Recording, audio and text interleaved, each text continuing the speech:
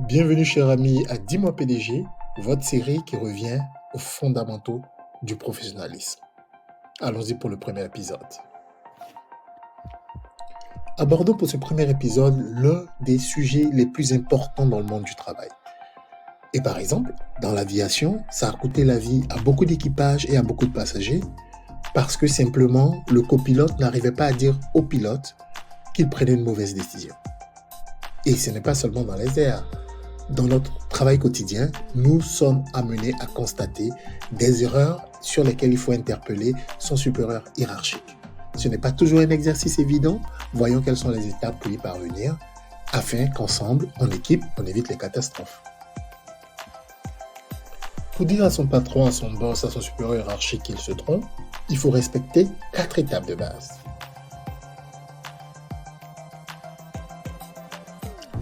Étape 1.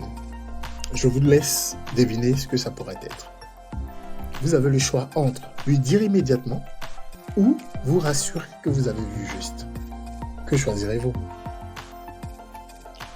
Bravo, bien joué. En effet, il faut toujours vous rassurer.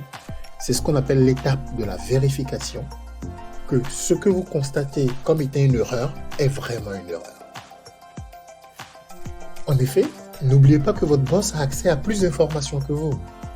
Il pourrait avoir raison. Les choses auraient pu changer sans que vous n'ayez été mis à jour.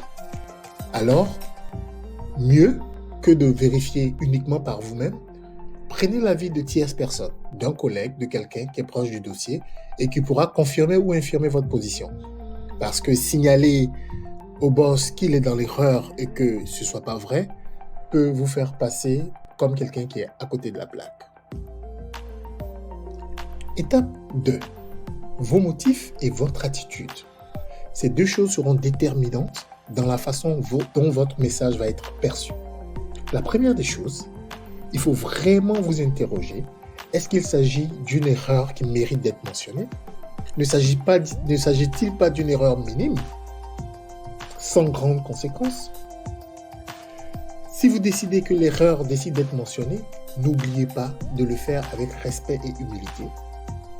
Il ne faut pas paraître en effet râleur, critique, dévalorisant ou empêcheur de tourner en rond, mais le formuler de façon constructive.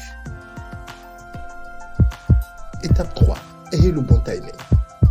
Évitez de faire votre reproche en public, sauf s'il y a urgence, sauf s'il y a un danger immédiat. Et dans ce cas, n'oubliez pas les phrases de transition qui permettent de demander la permission avant de faire un commentaire qui sera une contradiction à ce qui vient d'être dit. Mais idéalement, quand vous le pouvez, faites-le, comme on le dit, en 4 yeux. Demandez à voir votre supérieur hiérarchique pour lui faire part de façon discrète de votre commentaire afin que celui-ci ne perde pas la face. N'oubliez pas, le timing fait toute la différence. 4e étape, il se peut que malgré votre bonne foi, votre respect des différentes étapes 1, 2 et 3, vous n'arrivez toujours pas soit à vous faire entendre, soit même à vous exprimer. En ce moment, nous vous conseillons d'aller chercher de l'aide.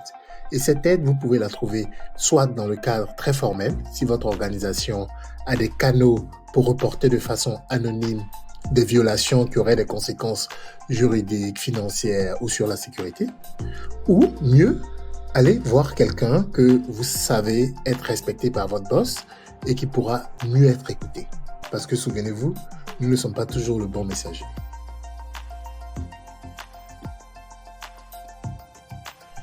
Nous voici à la fin de notre premier épisode et nous espérons que vous avez apprécié. N'oubliez pas de partager en commentaire vos techniques, vos méthodes à vous quand il s'agit de dire à votre patron qu'il a tort. Et surtout, n'oubliez pas de nous suivre sur la chaîne YouTube PDG Live pour la suite de la série. À bientôt dans les commentaires et excellente journée.